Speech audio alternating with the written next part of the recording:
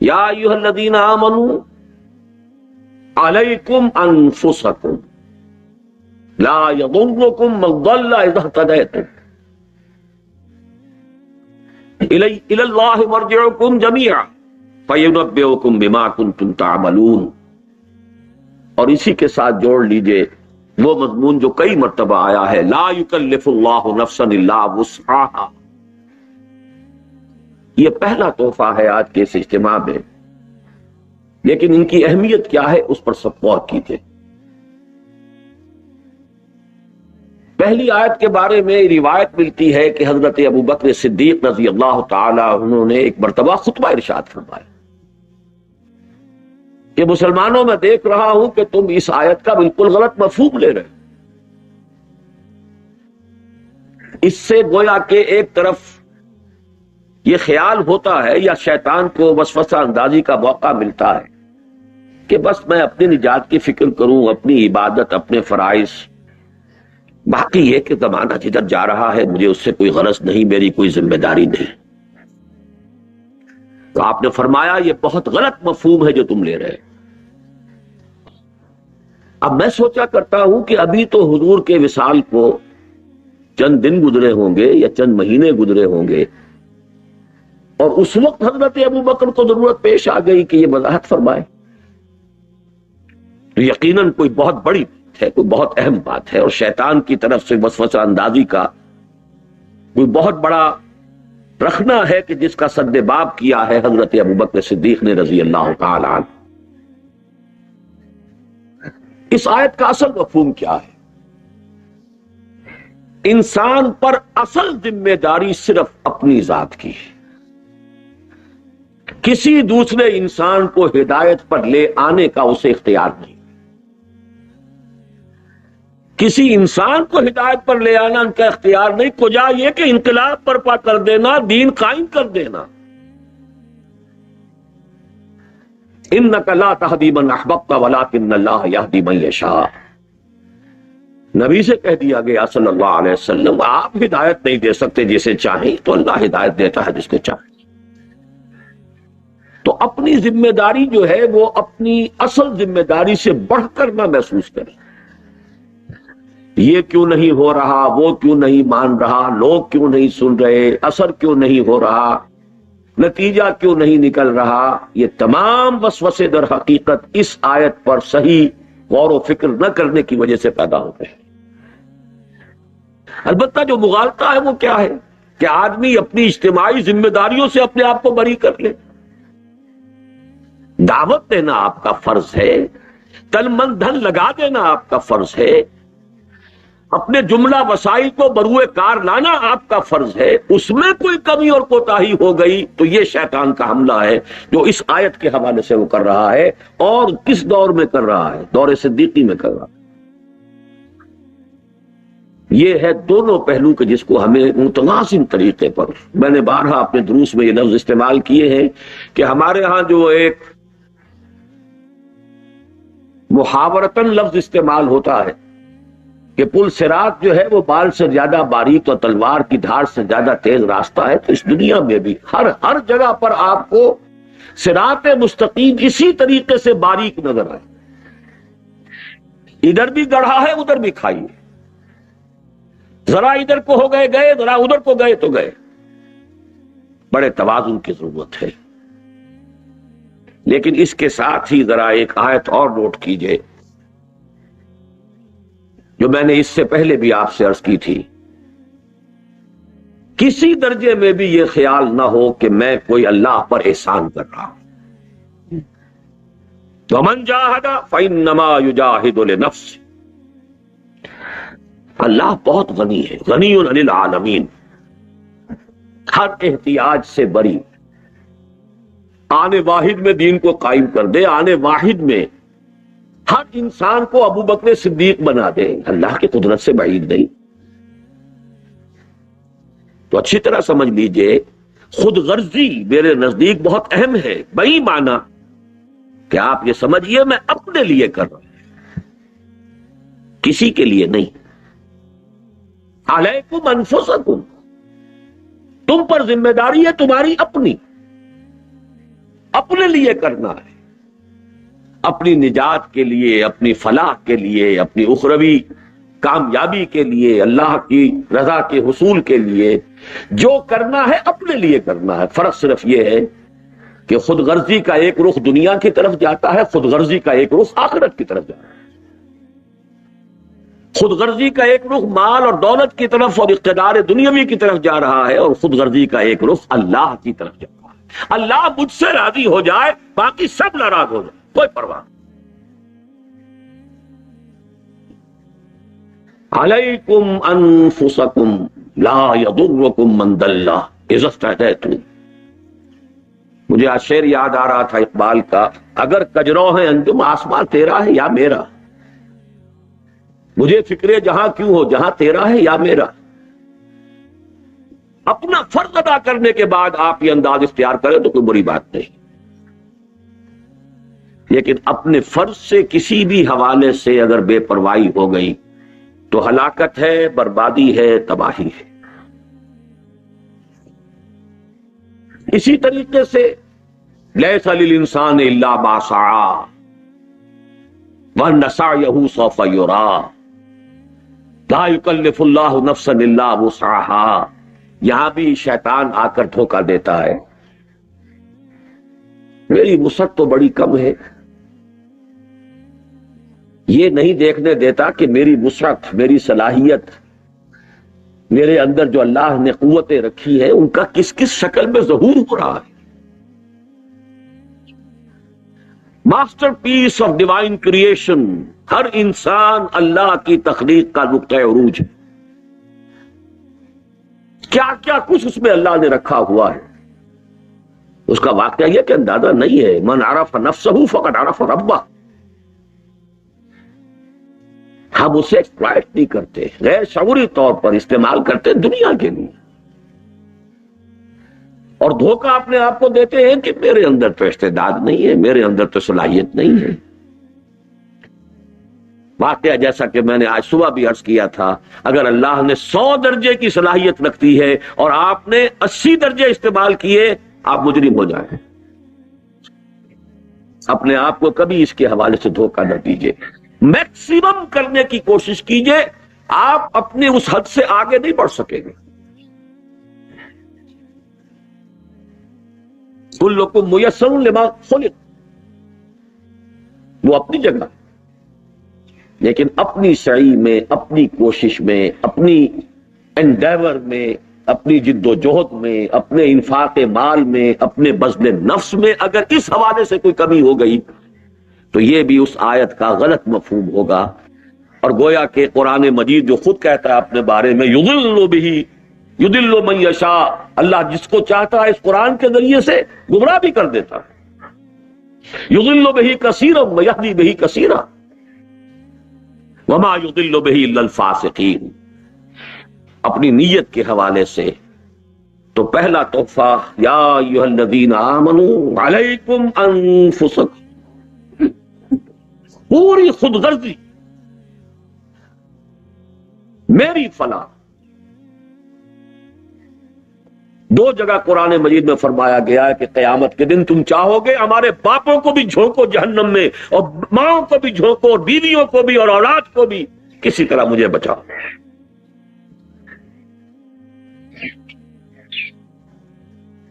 یود المجرم لا یفتدی من عذاب یومئذ ببنیہ وصاحبتہ واخیہ وفصیلتہ التی تؤویہ ومن فی الارض جمیعا ثم ینجیہ کلا انہا لظی نزاعۃ للشوا۔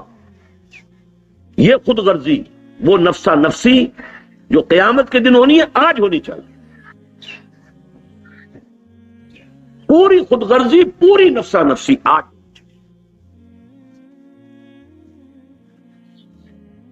اب اسی کے حوالے سے 2 آیات کا جوڑا اور ہے۔ یا ایھا الذین آمنوا قوا انفسکم واہلیکم نارا وقودھا الناس والحجارہ علیہا ملائکۃ غلاظ شداد لا یعصون اللہ ما امرہم ویفعلون ما یؤمرون۔ یہ تو ہمارے منتخب نصاب کی آیت ہے، آپ میں سے اکثر کو ازبر ہوگی۔ لیکن اس کا جوڑا کیا ہے وہ بھی نوٹ کر لیجئے. یا ایھا الذین آمنوا لا تتخذوا آباءکم واخوانکم اولیاء ان استحبوا الکفر علی الایمان ومن یتولہم منکم فاولئک ھم الظالمون.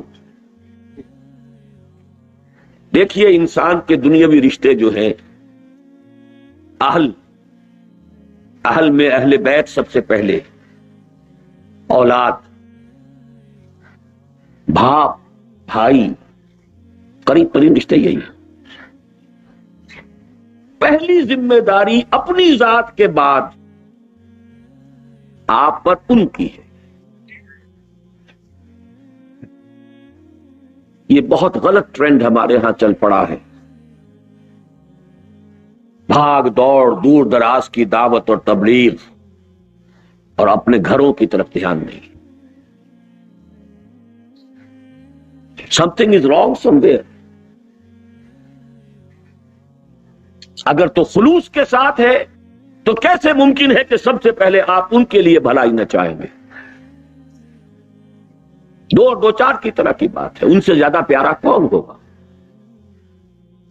اگر ان کی فکر نہیں ہے تو جان لیجئے آپ اپنی شخصیت کے پروجیکشن کے لیے، آپ اپنے نام کو نمایاں کرنے کے لیے، آپ کسی ہوس اقتدار کے اندر مبتلا ہو کر رہے ہیں جو کچھ کر رہے ہیں.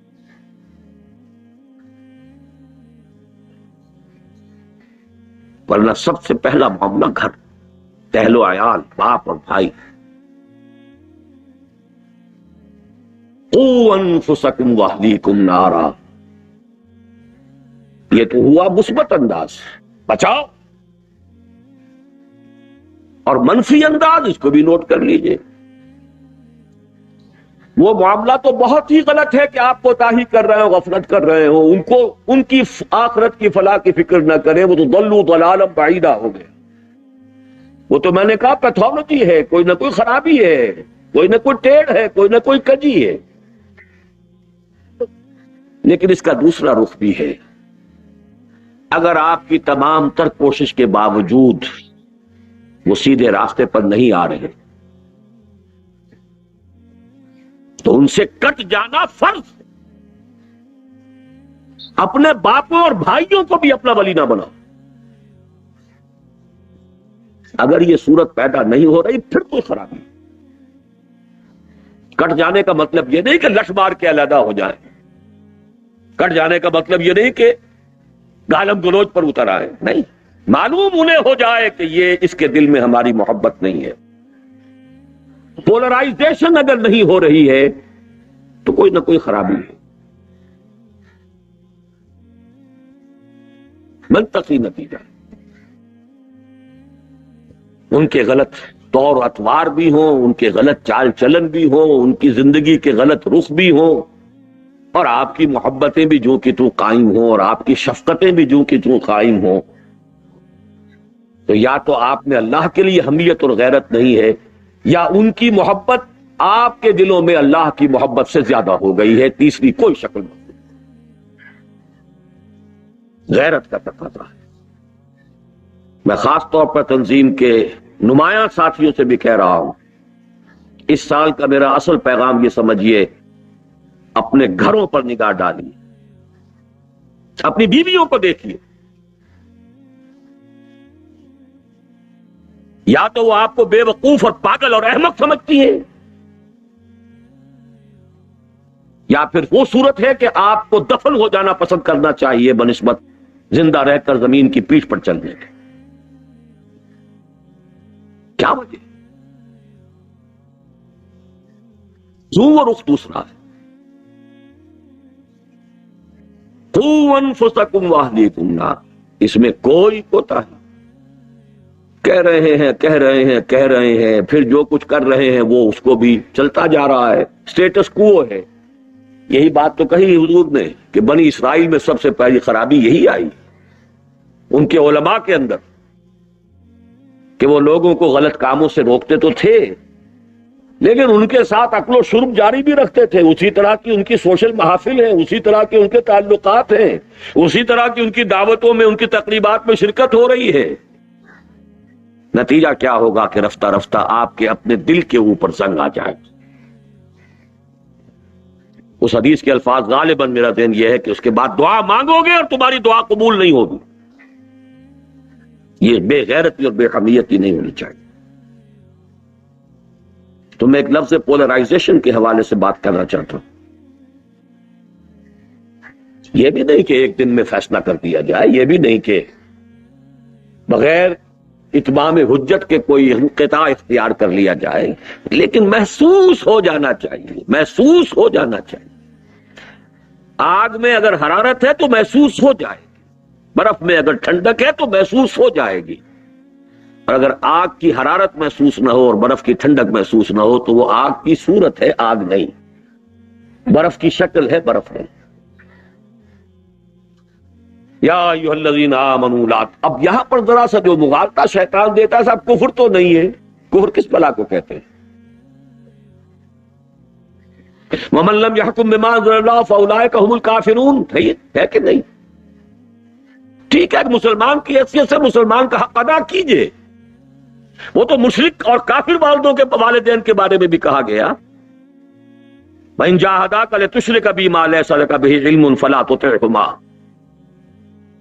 وَصَاحِبْهُمَا فِي الدُّنْيَا مَعْرُوفًا. وہ علی کی بات ہے. لیکن اس کو اچھی طریقے سے سمجھ لیجئے کہ جو کفر کا ساتھی ہے وہ اللہ کا دشمن ہے، جو کفر کی نوکری کر رہا ہے وہ اللہ کا دشمن ہے، جو کفر کی چاکری کر رہا ہے وہ اللہ کا دشمن ہے. اگر نظام کفر کی چاکری اور نوکری اور اس کی خدمت اسی احساس کے ساتھ ہو رہی ہو کہ جیسے ایک مزدر کے لیے خنزیر کھانا جائز ہے، تب تو صحیح ہے. اور اگر اس کو حلال طیبہ ہنیئا مریئا اپنی ساری توانائیاں بیچ دی، اپنی ساری جوانی گلا دی، پوری زندگی، وہ 5 سوال جن کے بارے میں فرمایا گیا لن تزول قدم ابن آدم حتی یسأل عن 5 عن عمرہ فیما افناہ وعن شبابہ فیما ابلاہ. جوانی گلا دی چاکری میں. میں ایک واقعہ آپ کو سنا دیتا ہوں. میرے بزرگ بھی تھے، اگرچہ مجھ سے انہوں نے بیعت کی تھی، بلکہ سب سے پہلے وہی شخص تھے جنہوں نے ہاتھ کھینچ کر زبردستی مجھ سے بیعت کی تھی، حاجی عبدالواحد صاحب مرحوم مغفور. ایک خاص زمانہ تھا، 1930 میں انہوں نے ایم اے انگلش کیا تھا. اس زمانے میں تحریک خلافت بھی ابھی ختم ہوئی تھی، ہجرت بھی کی تحریک تھی، وہ جوش و خروش تھا. ان کے اندر بھی جذبہ پیدا ہوا کہ دین کی کوئی خدمت کریں. پہلے وہ حج کے لیے گئے اور وہاں جا کر انہوں نے اپنے قیام کو 1 سال کے لیے طول دے دیا. مولانا عبید اللہ سندھی رحمت اللہ علیہ وہ وہاں پر مقیم تھے. ان کی صحبت سے فیضیاب ہونے کے لیے 1 سال گئے، اگلے سال کا حج کر کے واپس آئے. انہوں نے مجھے واقعہ سنایا. مولانا عبید اللہ سندھی انقلابی مزاج کے آدمی، آگ بھری ہوئی ان کے. اب وہ کہہ رہے تھے کہ چھوڑو اس نوکری کو، اس چاکری کو جو تم کر رہے ہو. کوئٹے کا ایک بہت اعلیٰ درجے کا ہائی اسکول تھا جس کے کہ وہ سب ہیڈ ماسٹر تھے اور ڈائریکٹری وغیرہ کے لیے پروموشن ہونے والی تھی. انہوں نے کہا کہ حضرت یہ تو بات صحیح ہے، یہ بھی ہے وہ بھی ہے، لیکن دیکھیے جمعرات کی روٹیاں تو ہم سے نہیں کھائی جاتی. یعنی آخر معاش کے لیے کچھ کریں گے،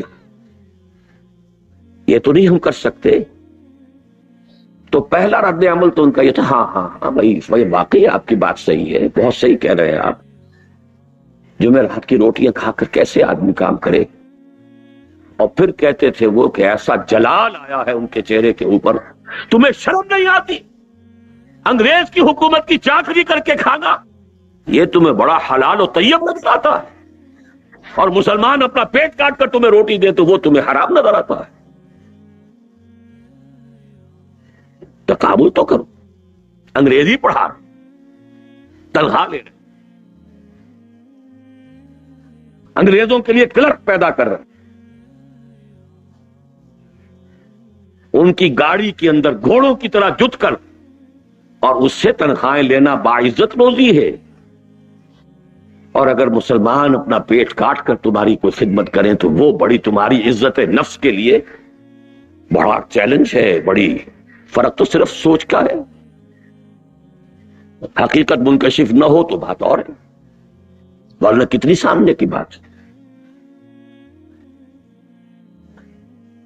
یا ایھا الذین آمنوا قوا انفسکم واہلیکم نارا وقودھا الناس والحجارہ یا ایھا الذین آمنوا لا تتخذوا آباءکم واخوانکم اولیاء ان استحبوا الکفر علی الایمان۔ کفر کو کفر اصطلاحی نہ سمجھیے، نظام کفر کے ساتھ ہم آہنگی کفر ہے، باغیوں کے ساتھ روابط اور مراسم بغاوت ہے، یہ سب اللہ کے خلاف بغاوت ہے۔ آپ اس کی چاکری کر رہے ہیں، اس کی نوکری کر رہے ہیں، آسائشوں کے لیے، آرام کے لیے، عیش کے لیے۔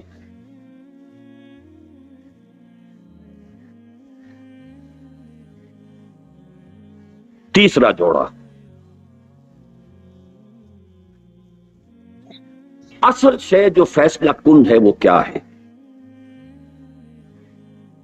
انسان کو اگر اللہ نے ہدایت دی ہے تو اس ہدایت کو مضبوطی سے تھا، جیسے حضور نے فرمایا ہے کہ قرآن وحشی اونٹ کے مانند ہے، الہدا ہے نا، اسے باندھ کر رکھنا پڑتا ہے۔ اسی طرح ہدایت ایسا نہیں ہے کہ بس جیب میں آ گئی تو آ گئی، محفوظ ہے۔ جہاں پونجی ہوتی ہے وہیں چوری کا اور ڈاکے کا خوف بھی ہوتا ہے۔ کوئی پونجی نہ ہو، کوئی دولت نہ ہو تو کہاں کی چوری اور کیسا ڈاکہ؟ راہ کھٹکانا چوری کا دعا دیتا ہوں رہزن کو۔ اگر وہ ہدایت کی پونجی ہے تو ہر آن خطرہ محسوس کیجئے، ہر چہار طرف سے اس کے اوپر حملہ ہوگا۔ نہیں ہو رہا ہے تو ہدایت نہیں ہے۔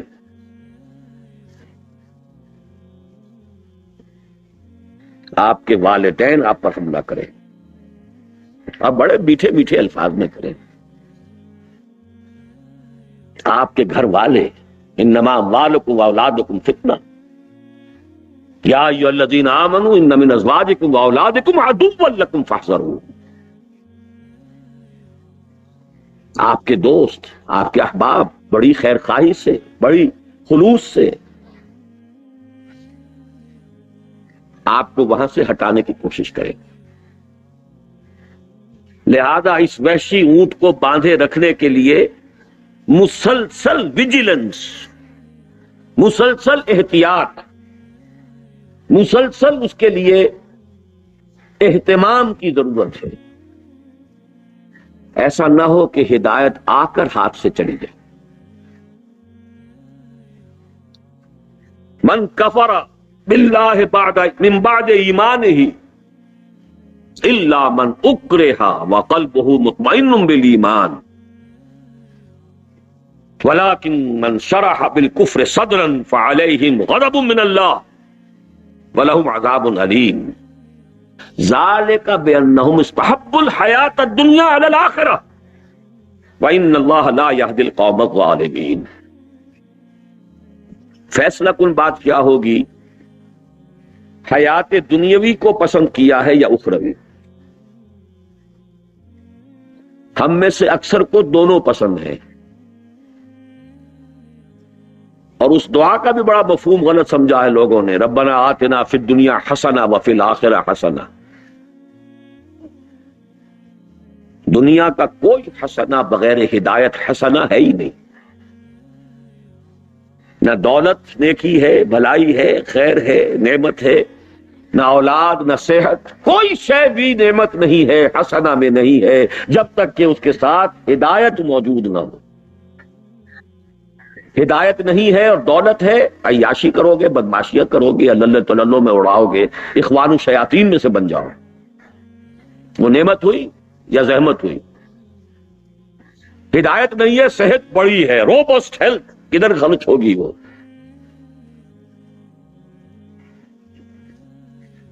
کوئی شے نعمت نہیں۔ ربنا آتنا فی الدنیا حسن، ہاں اے اللہ ہدایت کے ساتھ جو بھی حسنات ہیں ہمیں عطا فرما، لیکن بغیر ہدایت کوئی شے حسنہ نہیں۔ اصل فیصلہ کن بات یہ ہے کہ آخرت کے طالب ہو یا دنیا کی، اگر اس میں فیصلہ نہیں کیا ہوا ہے، واضح فیصلہ، شعوری فیصلہ، تو قدم قدم پر واپسی کا، پسپائی کا، ارتداد کا اندیشہ ہے۔ ارتداد معنوی، ارتداد کسے کہتے؟ لوٹ جانا، پسپائی اختیار کرنا۔ ایک قانونی ارتداد ہے کہ اسلام سے کفر کی طرف چلا جائے، اور ایک یہ معنوی اور باطنی ارتداد ہے کہ ہدایت سے، راستے سے پیچھے ہٹنا شروع کر دے۔ ذالک بانہم آمنوا ثم کفروا ثم آمنوا ثم کفروا ثم ازدادوا کفرا،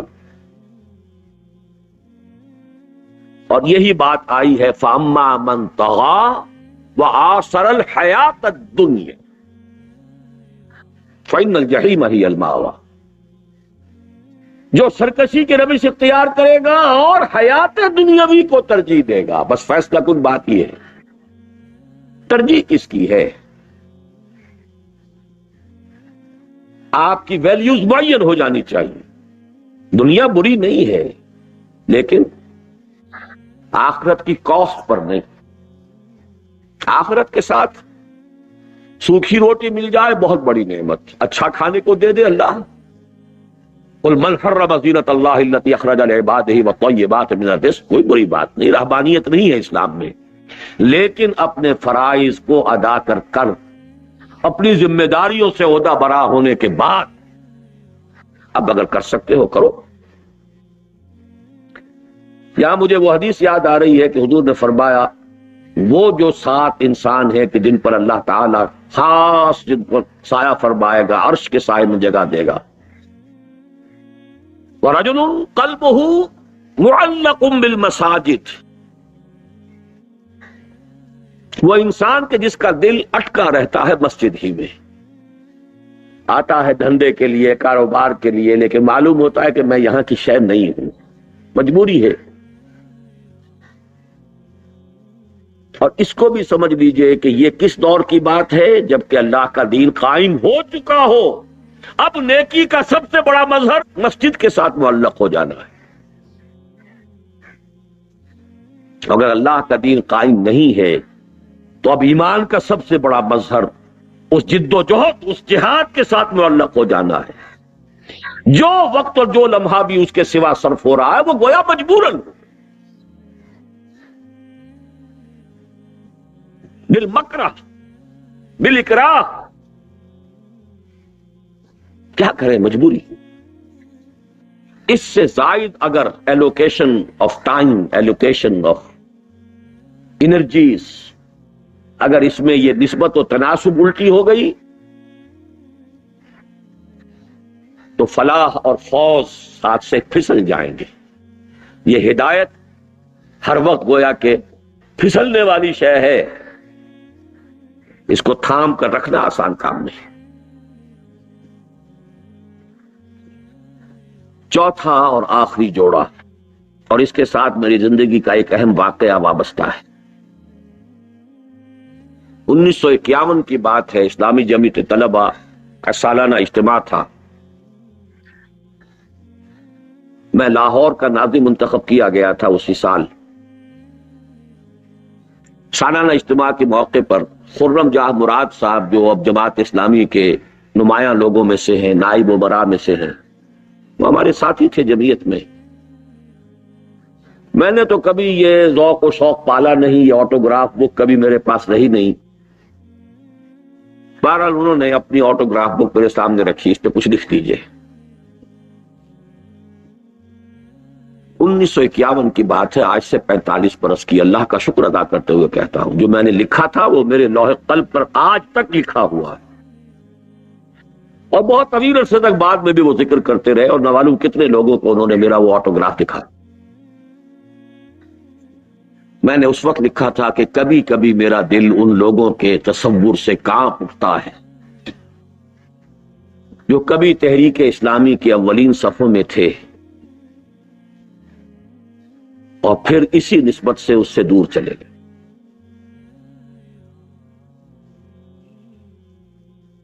میں خود الحمدللہ الذی ہدانا لہذا وما کننا لنہتدی لولا ان ہدانا اللہ کے بعد اب اس دعا کا سہارا لیتا ہوں کہ ربنا لا تزغ قلوبنا بعد اذ ہدیتنا وہب لنا من لدنک رحمہ، اور اسی کا مشورہ میں اپنے بہترین دوستوں کو دیتا ہوں. یہ 1951 کی میری تحریر ہے، آج سے 45 برس قبل. نومبر 1951 تھا جس میں کہ وہ جمعیت طلبہ کا جلسہ تھا. بس یہی میرا آج کا آخری جوڑا ہے آپ کے لیے. ہرگز نہ سمجھیے گا کہ یہ کوئی ہماری یافت ہے، ہم نے خود تلاش کیا ہے، ہم نے خود پایا ہے. میں تو اعلیٰ وجہ بصیرت جانتا ہوں، اللہ نے نہ معلوم کہاں کہاں سے موڑ کر مجھے اس رخ پر ڈالا ہے.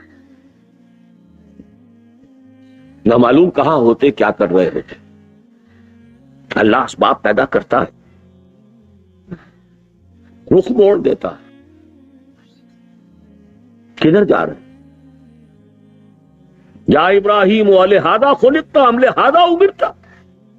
ابراہیم ابن ادہم رحمت اللہ علیہ بادشاہ تھے، شکار کھیل رہے تھے، کہیں سے آواز سنائی دی ہے کسی ہاتف غیبی کی یا ان کی اپنی روح کی، کوئی پکار قلب کی گہرائیوں سے نکلی ہے.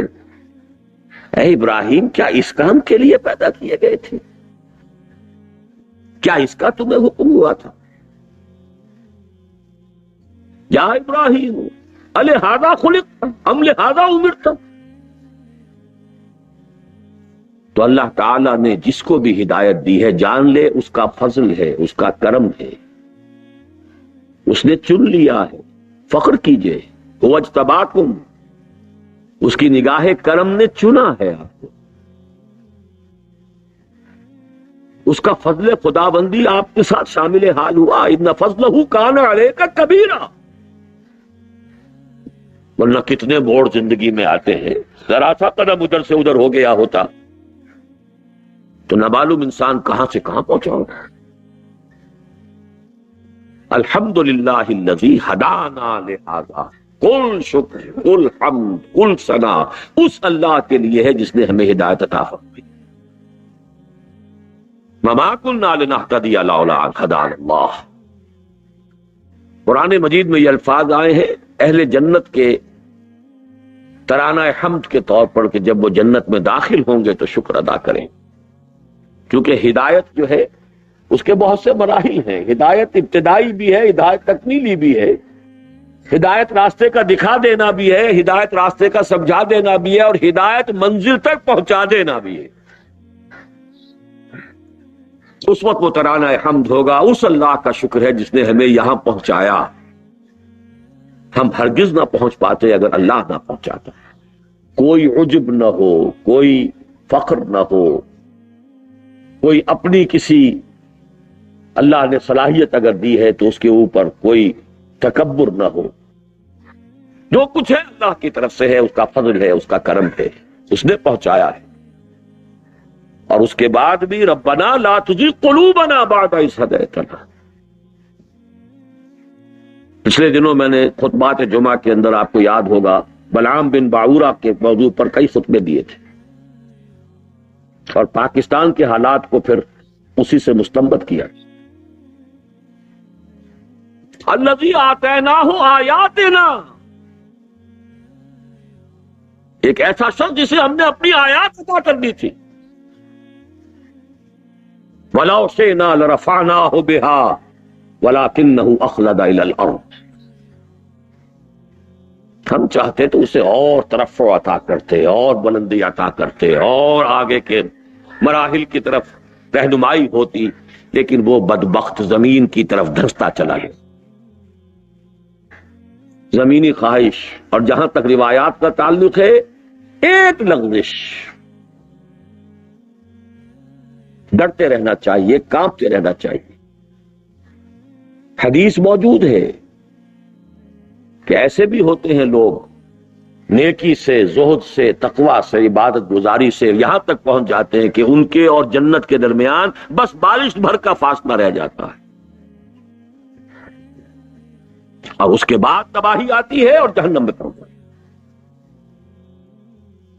اسی کا عکس یہ ہے کہ کسی بھی انسان سے یہ نہ سمجھیے کہ آپ برتر ہیں، بہتر ہیں، کیا پتا اس کا انجام کیا ہو اور آپ کا انجام کیا۔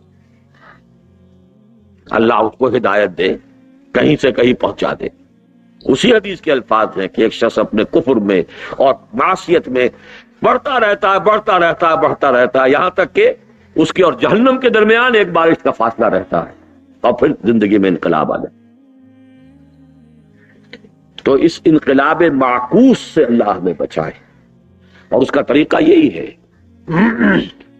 کہ ہرگز نہ سمجھا جائے کہ کوئی ہمارا کمال ہے، کوئی ہماری صفات ہیں، کوئی ہماری خوبیاں ہیں۔